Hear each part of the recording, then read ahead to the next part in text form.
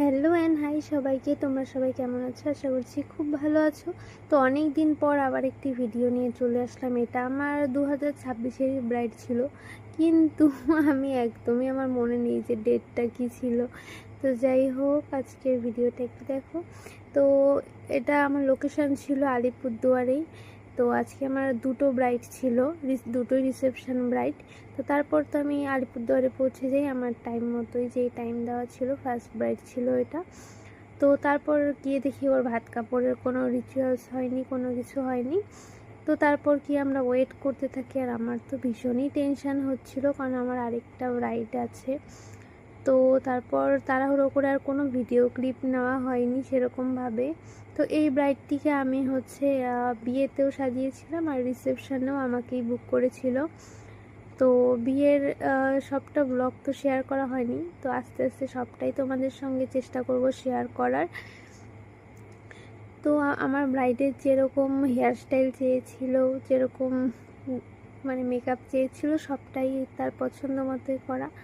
আর ওকে জিজ্ঞেস যখন করলাম কেমন লাগলো, তো সবাই ভীষণ ভালো বলছিল। এমনকি বিয়ের লুকটাতেও ওর বাড়ির লোক প্লাস শ্বশুরবাড়ির লোক সবাই ভীষণ ভালো বলছিল।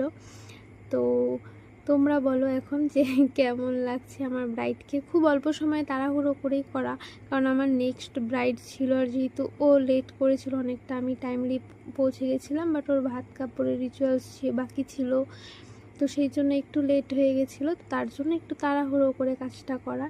তো তোমাদের কেমন লাগলো অবশ্যই জানিও। তারপর চলে গেলাম আমি নেক্সট লোকেশানে। সেটাও বেশ খুব একটা ডিস্টেন্স ছিল না। তো তারপর দেখতেই পাচ্ছ যে তখন অনেকটাই সন্ধ্যাই হয়ে গেছিলো। তো ঢুকতে ঢুকতে তো আমার তো ভীষণ টেনশান হচ্ছিলো, আর ভয়ও হচ্ছিলো যে যেই টাইম আমি দিয়েছি আমি সেই টাইমে পৌঁছাতেই পারিনি। কিন্তু এখানে তোমরাই বলো, এখানে কি আমার দোষ ছিল?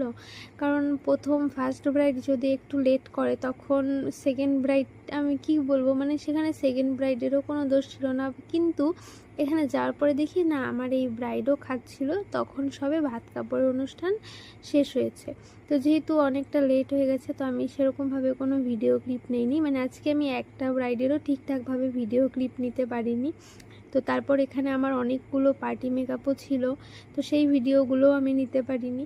তো আমার এই ব্রাইডটিকেও তোমাদের কেমন লেগেছে অবশ্যই কমেন্টে জানাবে। ওরা তো ভীষণ হ্যাপি ছিল, যেরকম বলেছিল আমাকে, আমি ঠিক সেইটাই চেষ্টা করেছি করার। আর আমার এই ব্রাইডেরও হেয়ারটা খুব প্রবলেম ছিল, মানে সাইডে হেয়ার ছিল না বললেই চলে, তারপরেও আমি অনেকটা ম্যানেজ করে করার চেষ্টা করেছি।